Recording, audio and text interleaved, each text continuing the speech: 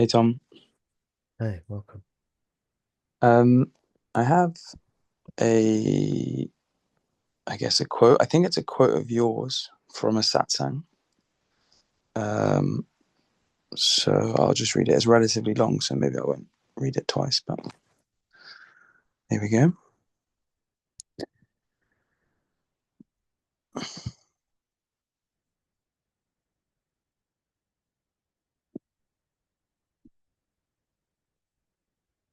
Whatever the body-mind attains is an object.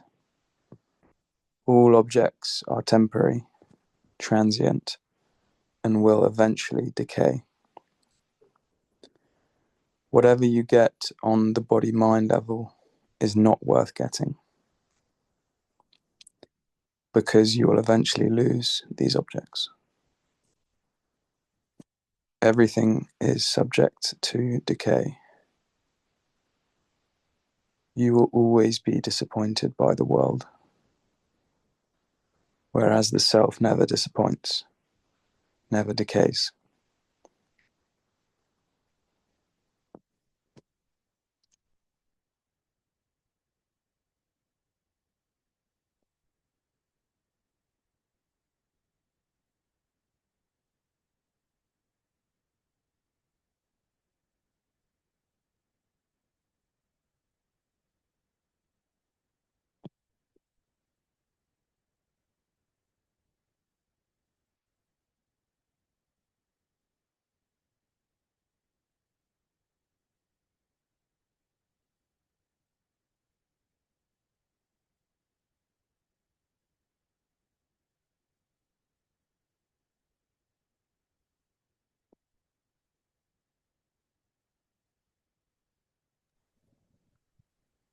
Thank you, Luke. Is there anything you wanted to say about the quote? Given that you don't want to read it twice. I can read it twice if you'd like. It's fine. Unless you want to. So no need though, it's fine. Okay. I think it was such a clear quote. Yeah. Obviously whoever said it first knew what they were talking about. Yeah. Um, the reason I read it was I found myself this week, um, although it is a beautiful quote in many ways, I found myself becoming quite sad about the fact that none of this exists. Um, there were probably other factors that like contributed to feeling a bit low this week, um, but this was probably one of them. And I would love to know what you would advise me based on the fact that I found this in a way quite depressing. That like this doesn't exist, this world doesn't exist. Um, yeah, I think in a way I found it depressing because you kind of see how things like some things make you happy, some things make you sad, but they're all transitory. Um, so there's that part of it which is quite depressing. Like it's kind of just coming and going, and ultimately it's suffering. But then on the other hand, well, not on the other hand, but like the other part of it, which was also quite depressing, was that like no one likes being stuck in a dream, right? Which isn't real. Um, and yeah, just be interesting to hear your thoughts on that and any pointers you could you can provide, which perhaps help me not find it depressing.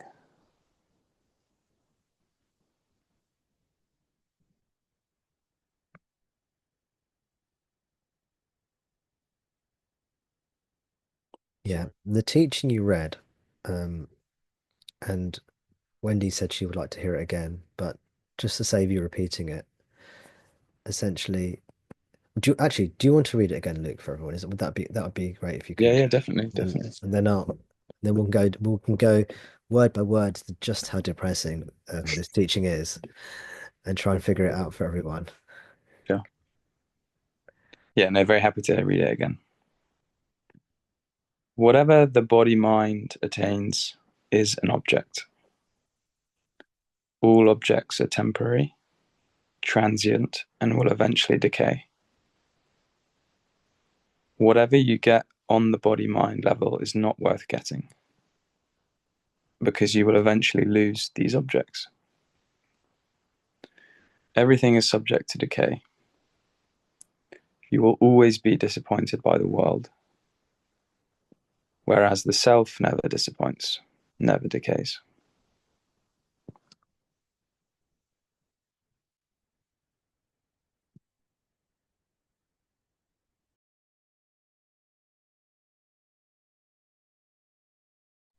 Thank you again, Luke. Thank you.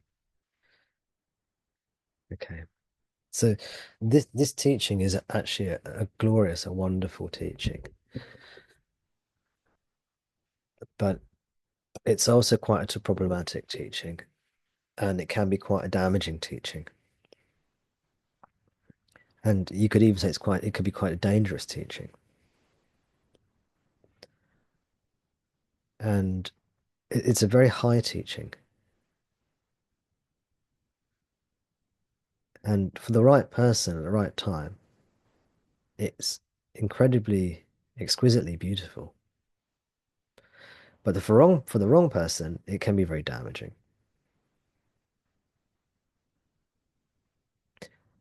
Because from the point of view of the person, it's very nihilistic. It's saying nothing in this world is worth having. And that's incredibly nihilistic. And again, from the point of view of the body mind, or from the point of view of the person, which is the body mind, it can be like, well, what do I do then? What do I do in life? You know, if none of this is real, what should I do? For day to day, for your day-to-day life, I encourage you to think of this world as, for the most part, being real and engage with life and do what you want to do what you enjoy, which is what I say quite a lot and have done for years. On the level of the body mind, enjoy life. Do what moves you towards joy and love, as long as it is as wholesome as possible. Meaning, it's good for you, it's good for others. You're engaging in ethical, positive things. You're not damaging the body or the mind or the environment, the world. If it's depressing you to think of the world as being unreal, then think of it as being real if you want. It doesn't make a difference. It's a bit like what we were talking about, mula vidya. Is avidya, ignorance, real or unreal? It doesn't really matter how you conceive of it, because it is what it is, whether you believe it is or not. And same with the nature of this world. It is what it is, whether you believe it or not. So the body mind, it's good for the body mind to have goals and ambitions and things it strives for on a worldly level. That's healthy for the body mind. But if you are seriously interested in seeking the truth, this teaching that there's nothing here for you in the world, or the way you could think of it is when it comes to liberation, there's nothing here for you in the world. That helps, if that helps you. You can distinguish between, well, on the body mind level, certain things are helpful in the world, like food and shelter and good company, and there might be some other things that you like. So on the worldly level, I'll go for those things. That's fine. But none of these are liberating. So if you're interested in liberation, then you will not find that in the world at all. That's another way to see it.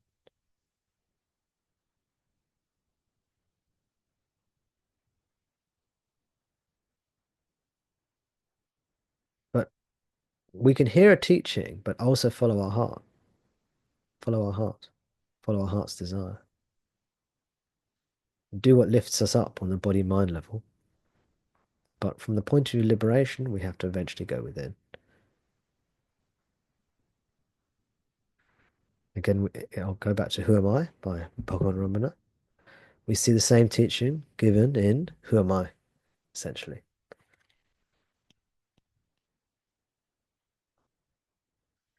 The answer to question 24, I believe. Let's see. Yes. Question 24. What is happiness? Answer. Happiness is the very nature of the self. Happiness and the self are not different. And then we hear the teaching. There is no happiness in any object of the world. We imagine through our ignorance that we derive happiness from objects. When the mind goes out, it experiences misery. You see? And so on and so on. I just read the first few lines of that answer. We see the same radical teachings given by Bhagwan here. And then later on as well, here we go. The answer to question 14, earlier in the text. Halfway through the answer, Bhagwan writes, the mind should not be allowed to wander towards worldly objects and what concerns other people. The mind should not be allowed to wander towards worldly objects and what concerns other people. However bad other people may be, one should bear no hatred for them. Both desire and hatred should be eschewed.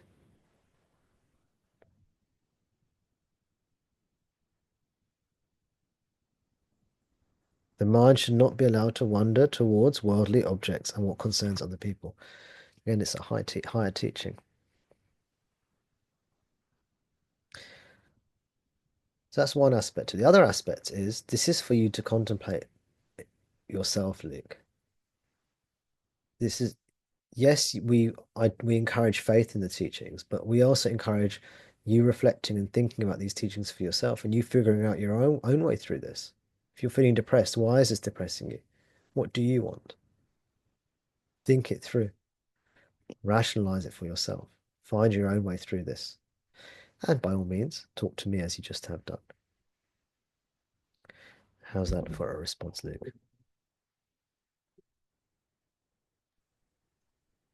It's funny. I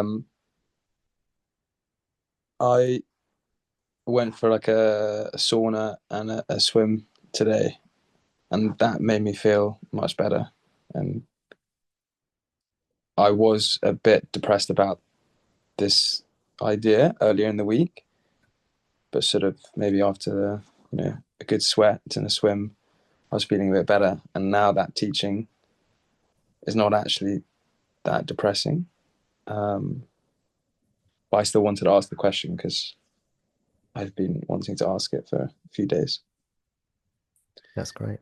And So you're saying all I had to say was go for a sauna and a swim. That's all I had to say. And I said all that stuff. yeah, no, You I was made me just read from Who Am I and everything. All I had to say was go for a sauna and have a swim. Okay. yeah. Now I know. You know which buttons to press for me now. I'm a simple man. Um, but yeah, I think intuitively I know that it's not actually depressing. Um, and that most happiness comes from, or I guess all happiness comes from the self. Exactly. Uh, but it's interesting. I think your point around like um, and what you were saying to Ulysses earlier is actually helpful. Saying like doesn't matter too much how you conceive of this world, whether it's like Ajata, Shristi, Dristi, Dristi, Shisti. It doesn't matter too much as long It as doesn't matter. you turn inward. That's it. That is it. It doesn't matter if you think God is a real entity outside of you. It doesn't matter if you have a dualistic view, a partially non-dualistic view, a non-dualistic view, or you don't know what any of it means. Mm. It doesn't matter if you think that if you think the world is real, partly unreal, or wholly unreal, or whether it exists as an appearance or doesn't even exist as an appearance. These are none of these things are that important. The most important thing is you turn within, then you discover for yourself the truth. Mm. But in the meantime, as a body mind entity, as a seeker, you will tend to latch onto one of these theories. And whichever theory you latch onto, this will help you as a seeker, as a body mind entity, as an apparent body mind entity. And if you're like me, you latch to different theories at different times. When I was seeking, sometimes I'd be very dualistic, sometimes I'd be more non-dualistic, sometimes I'll be more self-inquiry, sometimes I'll be more bhakti. So the mind sort of finds the teaching it needs, and it can chop and change. That was my personal experience. Mm. But these teachings, these radical teachings that there is no happiness in the world, that the world will always let you down, which sounds incredibly depressing, but actually is a very useful piece of information to know. If you think about it, that's very useful to know because I've met people who have spent 60, 70, 80 years plus, 80 plus years of their life searching for something. And then when they get it, they feel incredibly disappointed. Now, you could say, well, at least for 60, 70, 80 years, they had that goal to go towards. And that's true. It gave them strength, it gave them something to aim for. You know, most people who end up on this path, they have become disillusioned with life. They've been let down by life, you could say, in some way. And that's what allows people to turn towards this kind of path, typically, you know. Maybe we've gone through our midlife crisis um, before midlife or at midlife. I think I went through my midlife crisis when I was about 14 years old or something. I was going through what many people call a midlife crisis when I was about between 14 and 25 or something.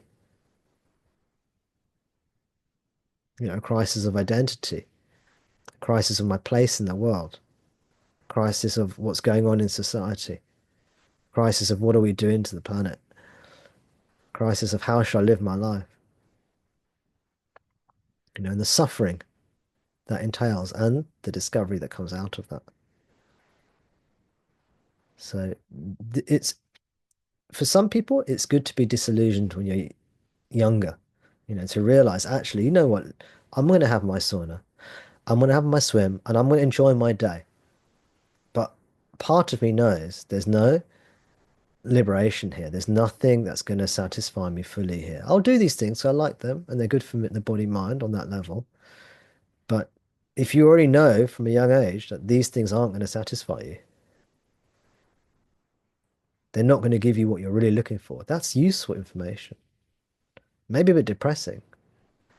You might be a bit let down or annoyed or upset by it, but it's still strategically useful information to know to orientate your life. How many people spend years chasing something only to find out it was just a dream, it was just an illusion, it was just a mirage. And then you become disillusioned when you're older, which is fine too. Just because you're a young lad. Luke, that's why I'm saying this as well to you. At least outwardly, body might you look young, you know, not what you really are. Wise soul, wise soul.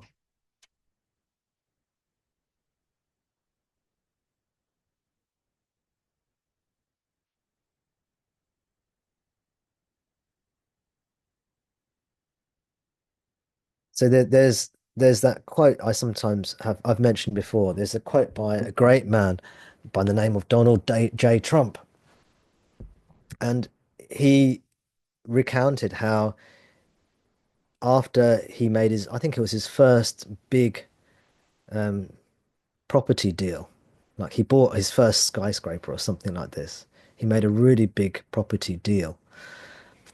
And, this was something he was working towards for years. And when he finally did it, he felt utterly, profoundly disappointed. Like it was totally anticlimactic. He thought this would be this amazing thing he'd do in his life. And he describes how it was a total letdown. He'd finally achieved this thing that he was trying to achieve. And, you know, it didn't give him everything he wanted.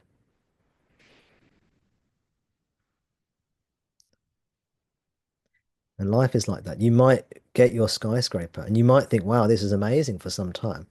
But eventually you'll realize these things don't make you happy. These objects don't make you happy.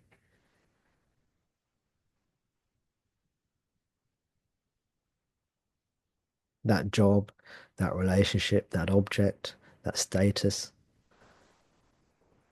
whatever it is that you're looking for, these things don't actually make you happy. On the body mind level, we need very little to be happy. Very little.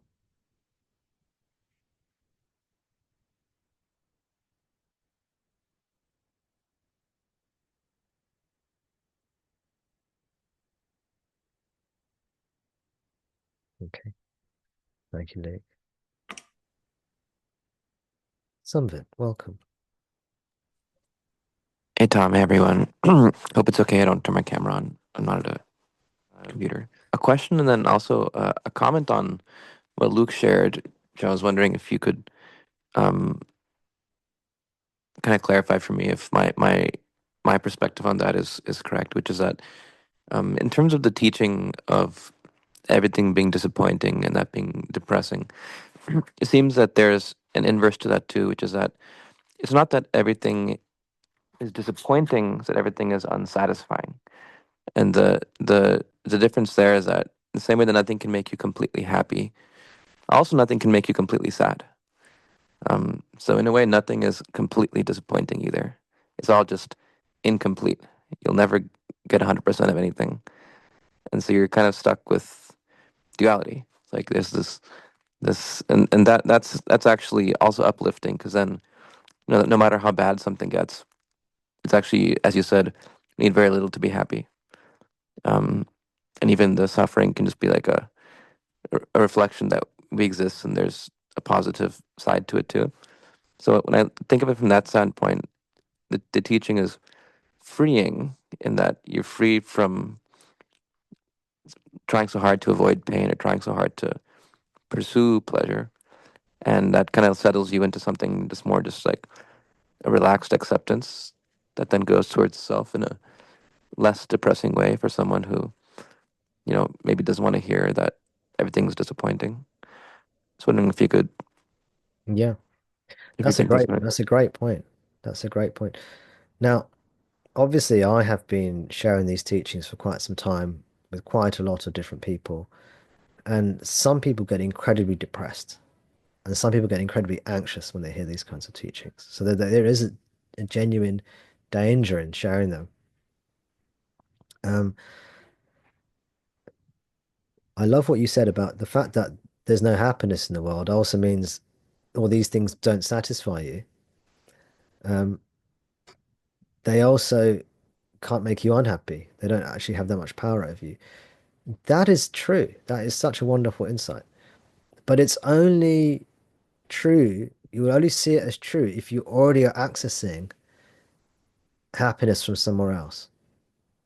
Meaning, if you hear this teaching that there's no happiness in the world, but you don't realize there's happiness in yourself.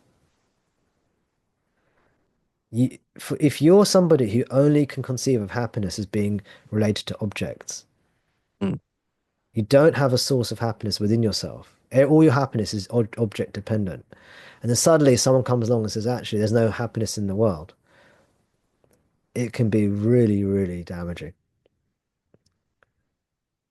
because that person hasn't contacted in their own experience a source of happiness that is not object based for whatever reason. You see what I mean? yeah. Yeah, I'm thinking the kind of like Taoist approach of like in the black there's the white and in the white there's the black. Everything arises with its opposite inherently in duality. How does that relate? Well, if you go to like, there's nothing is complete when you're in duality. Yeah. Everything has its opposite there with it. So your point is nothing's wholly Anything. satisfying, but nothing's wholly depressing either. Exactly. There's always like what they say, a silver lining in every cloud. And I guess there's a cloud in every silver lining as well. Yeah. Yeah. Exactly. And we're Yeah, seeking this complete satisfaction. So that that's what we really I want. see what you're saying. Yeah. I had understood in a slightly different way, but I understand what you're saying better now. Yeah. That's a great way to see it, that Taoist way, yes. Anything good in your life, there's also a cloud there, potentially, And anything bad that happens, there's always a silver lining there. Mm. And that is pragmatically a fairly healthy way, perhaps, to think about things, if you can think about things that way. Because when you get that thing you really want, there's a part of you that knows, hang on a sec, this isn't gonna, there are risks here as well. There are things that can go wrong here as well, and vice versa. When something really bad happens to you, there's always hope. So that's, yeah. Mm. But there's another aspect of it is when you start to realize that happiness comes from within, and there is a happiness that's not dependent on objects, then nothing that happens objectively in the world affects you as much. Yeah. But if you don't have access to that, this is where this teaching can be dangerous because people often hear only this part of the teaching saying there's no happiness in the world is not real. Their brain only hears that part of the teaching. Yeah. But their heart hasn't connected, or their mind or their brain or their heart hasn't connected with the other side of the teaching, which is you are that. You are God. Your nature is happiness. You are divine. That is the most important part of the teaching to connect with. Because if you connect with that, and you start to realize, oh, I am of the nature of happiness. Happiness comes from within me. I am eternal. I am inherently stable. I am inherently blissful. Inherently, nothing can harm me. And then you hear the teaching that there's no happiness in the world. It's not so destabilizing because you're already connected to something. Yeah. So the emphasis is that connection to that which you are. And then the rest of the teaching is secondary. The world is real, the world is not real, happiness is in the world, happiness. That's secondary. Once you connect to that, to something within you, that divine part of you, this is the key part of the teaching. The faith, the source, Bhagavan within. This is the key, because then everything can follow from that. That's the stable, the firm footing, the stable foundation upon which the teaching is built.